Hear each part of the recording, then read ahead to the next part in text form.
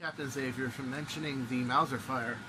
I want to show you guys this really quick and show you what you're talking about. The one guy who he reviewed that made that ion fire.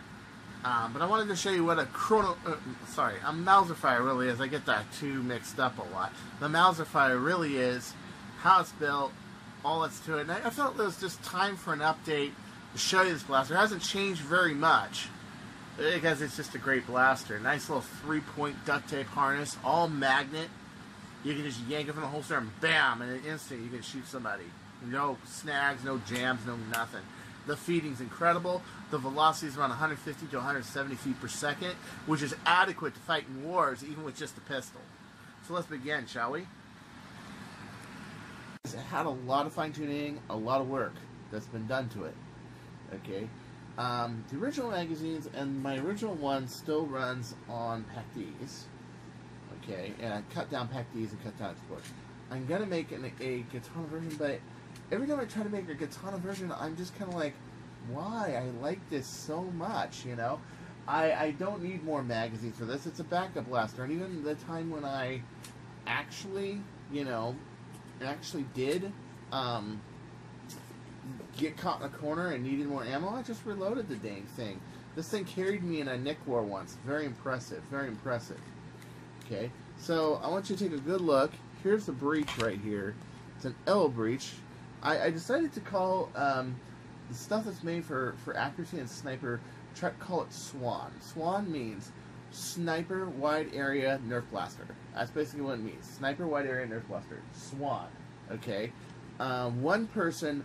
one potential investor actually said, why don't you just call your company that? And I said, I'm thinking about it, but I kind of like Cartea Research and Design better. It's brass on this side.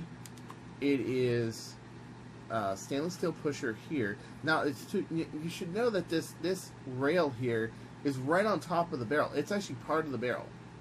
Yeah. So, it is a little difficult to build, and your other problem you have with this is the fact that you have to laminate this as one piece. You have to laminate this in one piece, and your only access is really this screw, this screw, this screw, this screw, this screw, and then kind of fan out part to part. So it's not as versatile as other offerings. Let's say a chronomat can be taken completely apart just getting the blaster. This one can't, because if you do that, you lose the stability in the barrel there, and so it's kind of But if you can see, it's got pretty good power. It's not the most powerful blaster you have. A Chronomag's more powerful, but it is truly a Mauser, man. It really does look like a broom handle. It's bitchin'. It's bitchin'. One thing that makes this blaster very unique is the magazine well. It is about 9 layers of epoxy and fiberglass on each side. Well, it doesn't seem like, well, yeah, it's just fiberglass, right? Well, no. It's epoxy and fiberglass. It's like 4130 chromoly strong. It's very strong stuff. If this wasn't here, you would just have this here.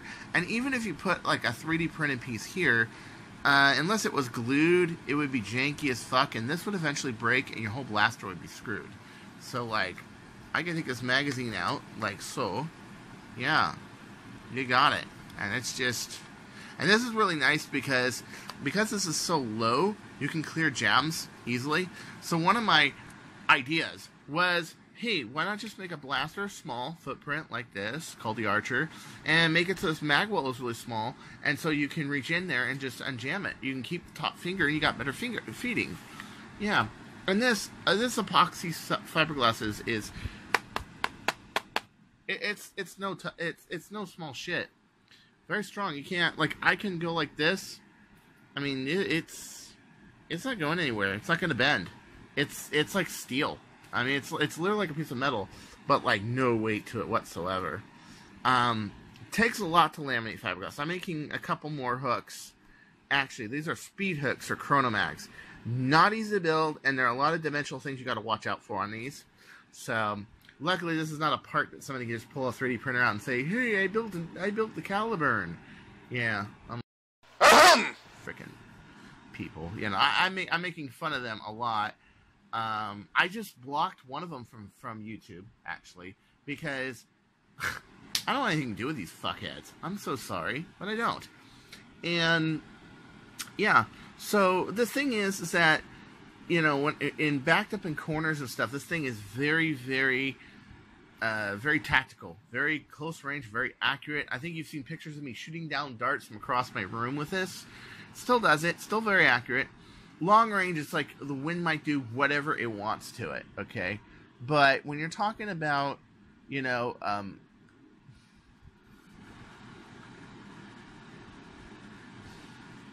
when you're talking about, you know, this kind of stuff, it's, yeah. In close range, you can do pretty good. Far range, it's tough. You got to keep stability at a long range, and that's hard. That can be very difficult at times, you know? So, it's got a Turf 12 in it. And this is the original one. This is the one from 2016, the end of 2016. And it's 2018 now. This blaster is almost 2 years old. It's had a few changes. I've had to do some patch-up work. I'm using a number 10 screw to hold this. By the way, using a number 10 screw really helps with the trigger stability. Also, a faster spring. But why can't this be full length? Let me explain why this can't be full length. A lot of people that just like full length. And it's because the darts are easy to get, the magazines are easy to get, everything. But your base, again, I'll argue what I always argue, that it's based for a lower speed system. This blaster definitely is beyond that speed potential. And there are some people that have made chronomags that are as fast as this Mauserfire. And my own chronomag is like bird of prey velocities. So, just to know, it's a lot of fine tuning. Well, the reason is very simple. Here's the beginning of the breech right here. Okay, there's the end of your barrel right there. There's really no place to put it. If you were to cut this, you would cut down the whole junction for this, and you got it. Okay. Not only that, you just don't have the action. Even if you did get a magazine in here.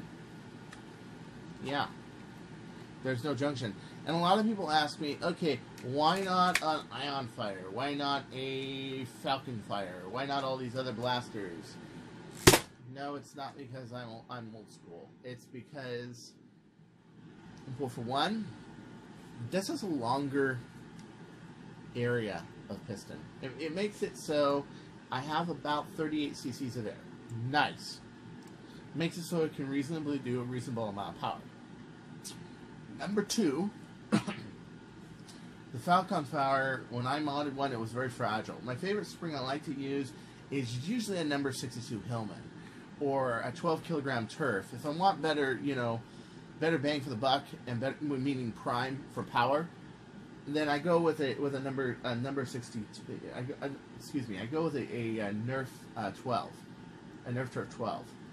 Well, a Nerf Turf 18.5, faster than 26 kilograms at 18.5. No shit. Why? Reason. It's a much more efficient spring. It has less coils for free space. It basically works like a party popper spring. It's really cool. So that's another reason. That and the breech for the Falcon Fire is all wrong. You need that 5 1/4 barrel in order to get the speed it's supposed to have. It looks cool. A lot of people see the little dart hole in the bottom and say, yeah, I'm going to make it mag fed, until you realize that that's not the best idea in the world to do with that pistol. And most people realize it when it's too late. I have seen a few people build on one, and they were okay, but yeah. But that's the reason why you can't. I mean, your breech, let me see here. Your breech starts here, ends here. Okay? Take a full-length dart. Go ahead. You can see it's too long. It's just too long. There's not enough space. It ends right here. The end of the dart goes about right there. The breech just does not have enough action to close. But also, a short action breech is very easy to prime. You know, very easy to prime. And because I can prime it... Whoa. You're not going to act stupid. See, I had done it in prime again. So here, watch this. Watch me clear this jam. Watch. I can go on this side, both sides here and here, And I can, from here, see this? I can just grab it from the bottom, like that. There it is. See? You can clear the jam real nice with these. Okay, let's try to fire that again, this time with the breech closed. Yeah, you know?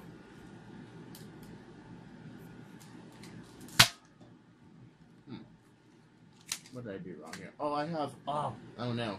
I have more than one dart in here. One second. I'm gonna clear this. Ah, son of a bitch.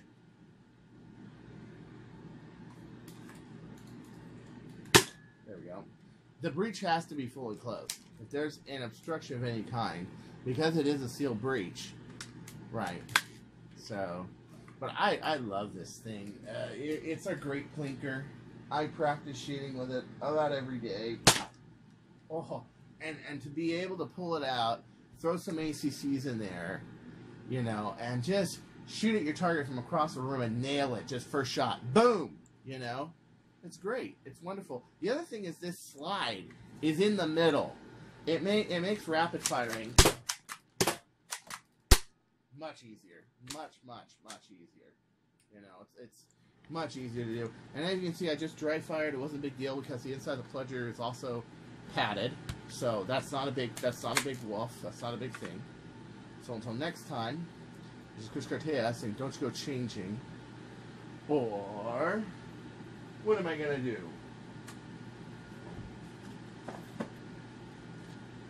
Or I'm going to kill this triad. Oh, no!